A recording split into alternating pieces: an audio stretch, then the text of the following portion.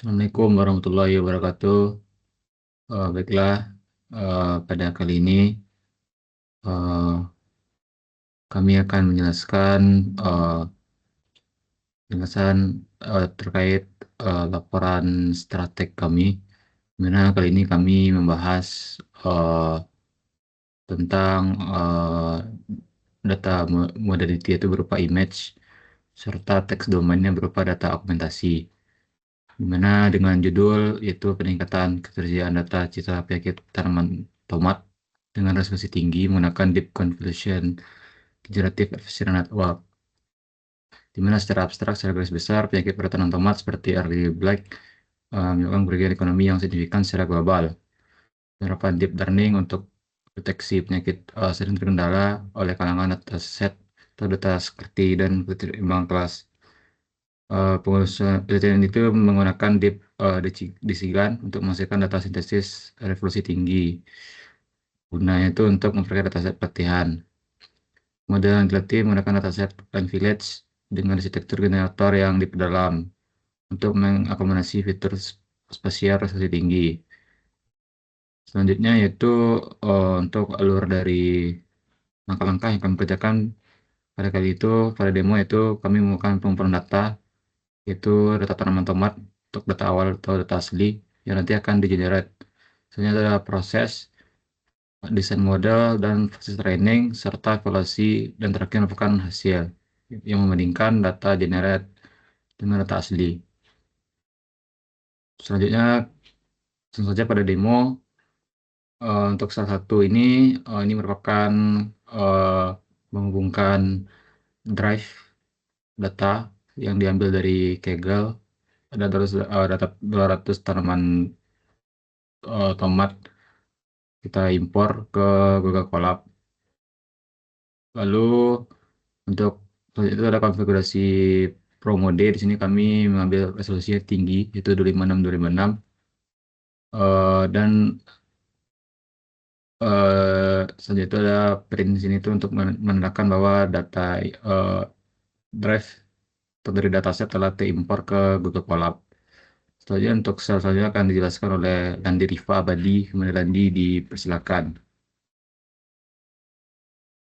Baik, terima kasih kepada Prima. Selanjutnya saya akan menjelaskan codingan selanjutnya. Secara umum, codingan ini berfungsi untuk menyiapkan data gambar agar siap digunakan dalam bentuk deep learning. Alur kerja pada codingan ini yaitu yang pertama, menentukan lokasi data. Program diberitahu dari mana folder gambar yang berada. Kedua, membuat gambar get transflow. Untuk contohnya, kami menggunakan gambar yang berukuran 256 kali 256.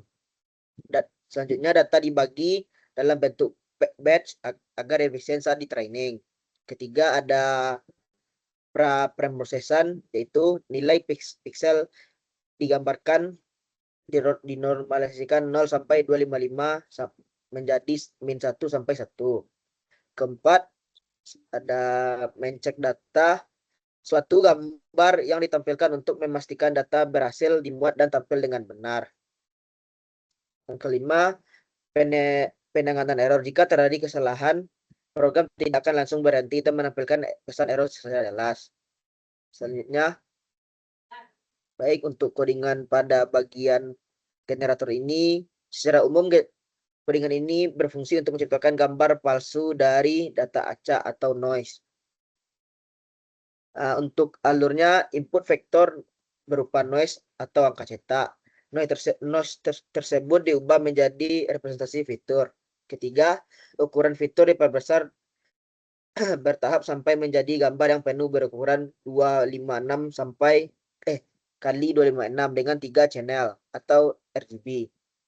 Outputnya menggunakan aktivitas tan sehingga nilai pixel berada rentang min 1 sampai 1 sesuai dengan data yang sudah dinormalisasikan. Selanjutnya ada diskriminator. Diskriminator ini berfungsi untuk nilai apakah gambar itu asli atau palsu. Selanjutnya ada hubungan generator dan diskriminator. Kedua model ini dilatih secara bersamaan, digunakan untuk biar generator berusaha menipu diskriminator dengan gambar yang semakin realitas. Diskriminator berusaha semakin pintar membedakan gambar asli atau gambar palsu. Selanjutnya ada kesimpulan. Kode ini menyiapkan mesin pembuat gambar otomatis seperti generator itu membuat gambar, diskriminator sama dengan menilai gambar. Kedua, saling berkompetensi sampai generator mampu menghasilkan gambar yang mirip dengan data yang aslinya. Baik, demikian dapat sampaikan. Saya kembalikan kepada Prima. Baik, terima kasih pada Landi. Selanjutnya akan dijelaskan oleh Muhammad Mukramin. Kepada Muhammad Mukramin, silakan. Baik, terima kasih kepada moderator. Di sini saya akan menjelaskan bagian tentang fungsi loss, di mana dengan parameter from logitruth. Di mana di sini ada fungsi discriminator loss, di mana di sini berfungsi untuk menghitung suatu kesalahan discriminator dalam membedakan gambar asli dan gambar palsu.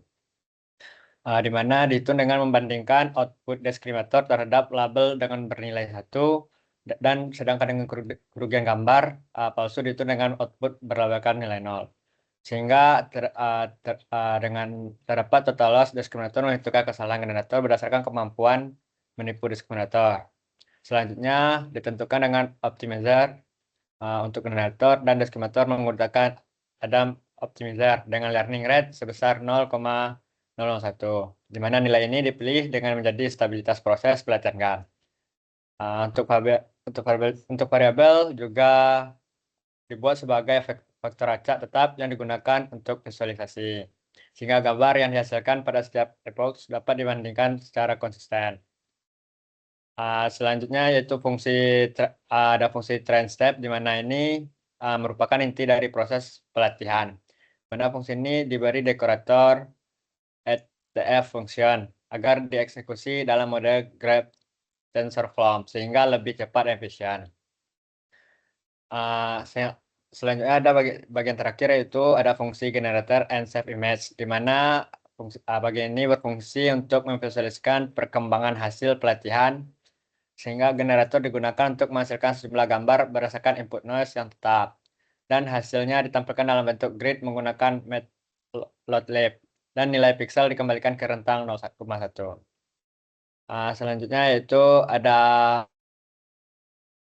bagian untuk mengatur dan menjalankan proses pelatihan tutoring loop, di mana ada pada model GAN secara keseluruhan, dan ada fungsi trend yang menerima 2 parameter, yaitu dataset yang mana berisi kumpulan citra pelatihan dan citra pelatihan, dan export yang menentukan berapa kali seluruh dataset yang dipelajari oleh model.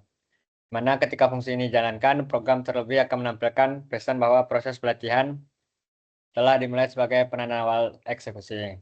Selanjutnya ada di mana dalam fungsi trend, di mana terdapat berulang utama berdasarkan jumlah epoch. Pada setiap epoch memulai waktu dicatat menggunakan model time untuk keperluan pemantauan durasi pelatihan, dan selanjutnya dataset dilalui secara bertahap per batch. Selanjutnya itu di mana ada fungsi display clear output, di mana ini digunakan untuk membersihkan tampilan output sebelum agar visualisasi tetap rapi dan tidak menumpuk. Kemudian ada fungsi generator and save image, di mana ini dipanggil untuk menampilkan gambar hasil generator pada epoch dan menggunakan sheet yang sama. Selanjutnya yaitu seluruh epoch yang setelah selesai dilakukan visualisasi akhir untuk menampilkan hasil generator pada epoch terakhir sebagai responsi keluar model setelah proses pelatihan selesai. Di mana pada tahapan ini ditentukan jumlah epoch pelatihan sebesar 200, yang dimana berarti model akan mempelajari dataset sebanyak 200 kali, dan pada ini nilai dapat disesuaikan. Secara keseluruhan dari kode ini mengatur alur pelatihan GAN dari awal hingga akhir secara sistematis, sekaligus menyediakan saran pemantauan visual terhadap hasil pembelajaran model. Sekian, saya kembalikan moderator. Baiklah, terima kasih kepada Muhammad Mukramin. Selanjutnya akan dijelaskan oleh Lewaga Kusaira. Pada Lewaga, dipersilakan. Terima kasih sebelumnya, Prima. Selanjutnya kita akan menjelaskan tentang kode untuk mengevaluasi dari sebuah perkembangan pelatihan dari DCGen, itu Deep Convolution Generative Adversarial Network. Nah, pada fungsi tersebut, pertama dijelaskan juga untuk figurnya, itu diatur dengan ukuran 15 dan 7. Nah, dia berkurang 15 kali 7 inci, yang dimana akan memberikan sebuah ruang agar kita bisa mengkomparasi antara gambar yang asli dan gambar yang palsunya. Nah, di sini ada variabel untuk train dataset take one, itu adalah mengambil satu batch data yang dimana itu berasal dari dataset pelatihannya atau trainingnya. Lalu ada discriminator, itu guna untuk melihat gambar itu gambar asli itu akan dimasukkan ke model diskriminasinya. Lalu di sisi kanannya itu diberikan sebuah pengujian untuk kemampuan AI yang dimana itu akan membuat sebuah gambar baru yang dengan variabel noise TF random normalnya yang akan membuat suatu vektor acak yang laten sebagai bahan baku dari generator. Selanjutnya ada penilaian diskriminasi atau diskriminator yang seperti gambar yang asli tadi, gambar palsu akan dinilai bagaimana hasil dari gambar itu, apakah ia tertipu atau tidak. Nah, pada variabel di kode ini, dia udah menjelaskan beberapa variabel, apakah itu tinggi yang mendekati 100% dan ada juga skor kurang dari 50% yang berarti diskriminatornya berhasil untuk menentukan apakah gambar itu palsu atau asli. Selanjutnya ada lebih dari 50% yang menentukan apakah generatornya itu berhasil. Yang gambar yang disintetis itu cukup bagus sehingga berhasil menipu dari diskriminator. Itulah tujuan dari training dari GAN ini. Berikut adalah gambar yang telah diberikan data sintetis dan gambar aslinya. Kode selanjutnya, setelah kita melakukan percobaan tadi, kita akan meng-save data tersebut di datapad sesuai dengan drive dari PC kita, yang dimana generatornya akan di-save juga dan hasil dari diskriminatornya juga akan di-save. Setelah itu ada pemberitahuan kalau model berhasil di-save di Google Drive ketika kita mencoba runnya. Mungkin sekian dari saya kembalikan lagi kepada moderator. Terima kasih. Baiklah, terima kasih kepada Leoga. Mungkin dari keseluruhan telah jelaskan bagaimana demo terkait tentang tugas strategi ini. Mungkin banyak maaf. Mungkin itu saja dari kelompok kami akhiri dengan Assalamualaikum warahmatullahi wabarakatuh. Waalaikumsalam Waalaikumsalam warahmatullahi wabarakatuh. warahmatullahi wabarakatuh.